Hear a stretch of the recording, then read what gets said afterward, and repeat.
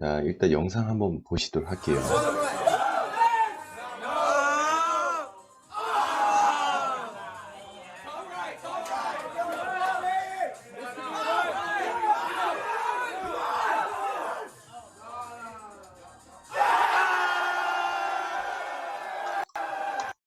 자, 지금 보신 영상, 이거 뭔 영상이냐 이러실 겁니다.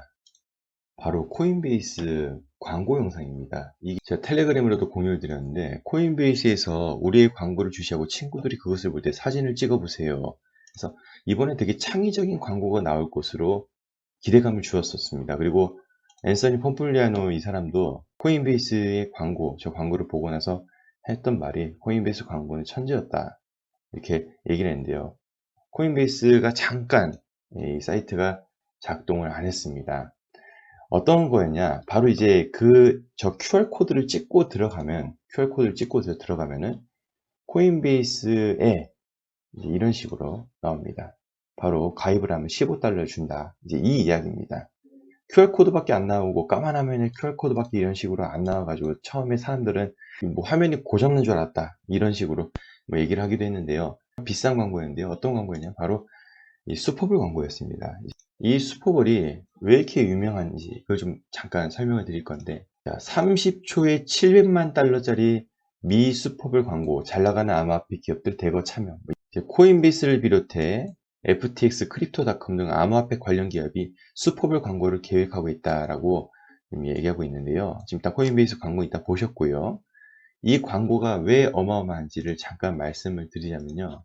이 미국인 사이에서 엄청난 인기를 누리고 있는 슈퍼볼 광고는 가장 비싼 마케팅 수단으로 통한다. 이번 슈퍼볼에서 NBC 방송을 통해 30초간 광고하려면 최대 700만 달러, 약 84억 원이 든다고 합니다. 30초 광고하는데 84억 원이 듭니다. 어마어마한 돈이 들죠. 그럼 그만큼 이런 광고비를 지불할 수 있는 여력이 되는 곳이 광고를 할 수밖에 없는데요. 지난해 미국 벤처캐피탈은 암호화폐 산업에 사상 최대인 300억 달러를 투자했다 합니다. 그만큼 크립토 시장에 돈이 엄청나게 들어갔고요. 그리고 크립토닷컴 같은 경우는 포뮬러1에도 광고를 넣었는데요.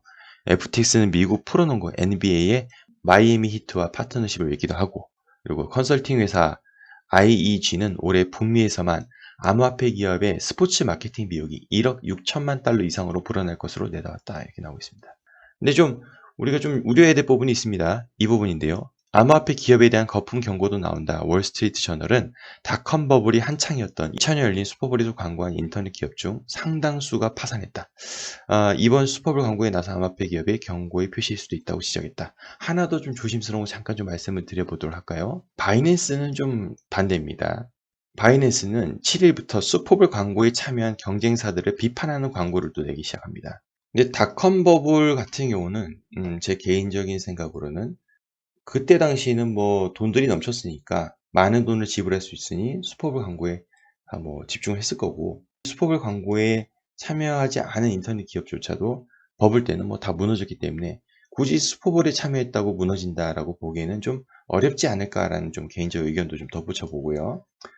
자, 그래서 아무튼 어마어마한 돈들이 모였고, 그 돈이 또 어마어마한 돈이 자금력이 필요한 슈퍼볼 광고에 지금 들어갔다. 이게 오늘 시작이니까, 이제 시작이니까 어떤 곳에서 또 광고를 할지도 또 기대가 되네요. 자, 그러면 이제 비트코인 시황을 좀 살펴보도록 하겠습니다. 자, 비트코인 시황. 뭐 뻔히 아시다시피 현재 이 해시레이트는 얼타임 하이를 찍었습니다. 비트코인의 해시레이트, 비트코인이 작동하는 이 작동률이라고 좀 보시면 되는데, 가격은 비록 내려갔지만 해시레이트는 점진적으로 우상향하고 있습니다. 언제부터냐면 이 중국이 엑시트를 해가지고 중국이 채굴 엑시트를 했잖아요. 그래서 좀 떨어졌지만 이제 그 이상으로 회복을 했습니다. 미국으로 많이 이동했죠. 그래서 이거는 이제 뻔히 아시는데, 그런데 이렇게 해시레이트가 높아졌는데 가격이 안 오르지 않냐 이러지만, 가격이라는 것은, 가격 증명은 나중에 가봐야 아는 거죠. 항상 나중에 가봐야 아는 거죠. 잠깐 좀 가격을 좀 논해 보도록 하겠습니다. 차트 분석인데요. 이건 월간 기준입니다. 먼슬리 기준이고요. 지금 월간 기준으로 해가지고 차트 분석을 내놓은 건데요. 지금 보시다시피 이렇게 뭐 지지를 해주고 있으니 패턴이 현재 이런 패턴이지 않을까. 프라이스 같은 경우는. 그리고 RSI 같은 경우는 월간 기준으로 현재 내려가지만은 이 부분을 한 발 좀 딛고 있는 부분인데 이 인디케이터 이 부분이죠. 그래서 이런 부분이지 않나. 그래서 이게 바로 히든 불리시 다이버전스라고 해가지고 올라가는 것을 의미하지 않냐라고 얘기하는 거죠. 그래서 이게 내려가고 올라가고 내려가고 내려가고 올라가고 내려가고 해서 현재 이 부분이 있는 거잖아요. 얘가.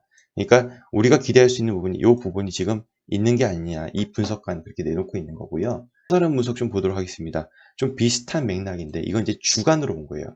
이건 이제 주봉으로 봤을 때도 역시나 이 사람도 히든 블리시 다이버전스를 지금 나타내는 거예요. 다른 사람이에요. 그래서 이건 인디케이터는 이렇게 보고 있고 그렇죠? 내려가지만 지지에서 좀 반등하는 모습 보여주고 있고 얘는 저점을 높여가면서 가격은 저점을 높여가면서 현재 이 위치에 있으니까 다음 구간은 요걸 좀 기대할 수 있는 거지 않은가라는 희망을 좀 얘기하고 있는 거고요. 전 여기서 좀 추가적으로 봐야 될 건 RSI는 방금 이렇게 말씀을 드렸었고요. RSI는 이렇게 말씀을 드렸었는데 이 밑에는 이제 맥디입니다. 뭐 RSI랑 뭐 비슷하다고 보시면 되는데 이 맥디 같은 경우도 현재 보시면은 처음에 지금 이 정도 시기에 왔을 때마다 또 요 선이 좀 엉성했는데 이제 요것이 이렇게 올라오고 이렇게 해서 이제 크로스가 일어나려는 지금 모습을 보이고 있어요. 그래서 맥디를 지금 관찰을 해라. 이런 분석도 좀 있어서 가지고 와봤고요. 2013년하고 2022년을 비교를 좀 많이 했었습니다. 근데 지금 이제 분석하는 사람들 이야기를 좀 들어보면 이 분석가, 지금부터 소개하는 분석가는 동일한 분석가고요. 2013년과 22년은 상당히 유사한 패턴을 가지고 있다. 자, 어떤 패턴? 완전히 시기적으로 똑같이 해서 복사 붙여넣기는 되지는 않지만은 이것이 좀 늘어난 것처럼 보인다. 그러니까 이게 지금 1년이잖아요. 1년. 얘도 지금 1년이고요. 근데 X축으로 보셨을 때 지금 어떻습니까? 얘가 더 늘어났죠. 그래서 좀 늘려서 지금 보는 겁니다. 그러니까 2022년은 2013년보다 좀 더 늘려서 봐야 된다. 그 얘기가 되는 거죠. 13년 늘렸으니까. 좀 더 시간이 길게 가지는 거지 않냐라는 이제 분석이 있는 겁니다. 좀 끼워 맞추려면 그럴 수밖에 없습니다. 그래서 지금 우리가 13년과 비교했을 때 이 지점이 있는 것이 아니냐. 이런 분석 있는 거고요. 좀 더 이어서 좀 말씀을 드리자면요. 역시나 이것도 맥디입니다. 아까도 맥디 말씀드렸는데 그건 다른 사람이었고요. 이것도 앞에서 말씀드린 건 또 다른 사람 맥디였고요. 이 사람도 역시나 마찬가지. 이 부분 반등이 일어나는 부분에서 이 맥디를 관찰하면 교차가 일어났다. 지금 이제 교차가 일어났다. 그렇기 때문에 우리가 그 다음 구간 이 교차가 일어나고 나서 가격이 어떻게 되는지를 관찰해 본다면은 좀 우리가 기대해 볼 수 있는 부분이 있지 않을까라는 이 분석가 나타내고 있어서 희망적인 분석을 좀 가지고 와봤습니다. 자, 그리고 방금 제가 아까 말씀드렸다시피 이 해당 분석가는 점점 X축, 시간이 늘어난다라고 보고 있는데요. 그렇게 된다면은 4년 주기라는 것이 있는데 나는 4년 주기를 믿고 있는데 4년 주기 사이클, 이거 비트코인 반감에 의한 4년이잖아요. 이거 우리가 정해놓은 4년이 아니라 비트코인의 채굴 보상에 대해서 이루어지는 그 4년, 대략적 4년 주기를 나타내는 것인데 너무 이게 불사이클이 연장되다 보면 나중에 배망이 되지 않나? 이런 생각도 할 수 있어요. 근데 이 분석가는 이렇게 얘기합니다. 과거에 13년을 보십시오. 그리고 17년 장을 보십시오. 그러면 이 불장이 이때 당시 13년 당시는 370일 정도 됐었고 이 17년 장인 530일 정도 됐었습니다. 이렇게 얘기합니다.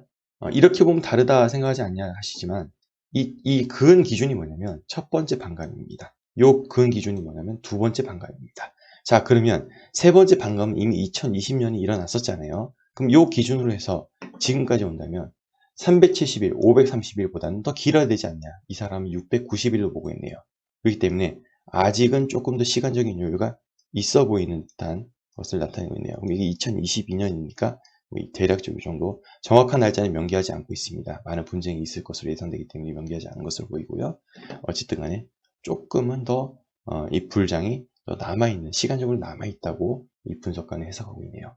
370일에서 530일이라고 한다면은 530 빼기 370을 한다면은 160일이네요. 그러면 여기서 플러스 160일을 한 거고 여기서 플러스 160일을 단순 계산해서 690일을 만들었네요. 지금 보니까요.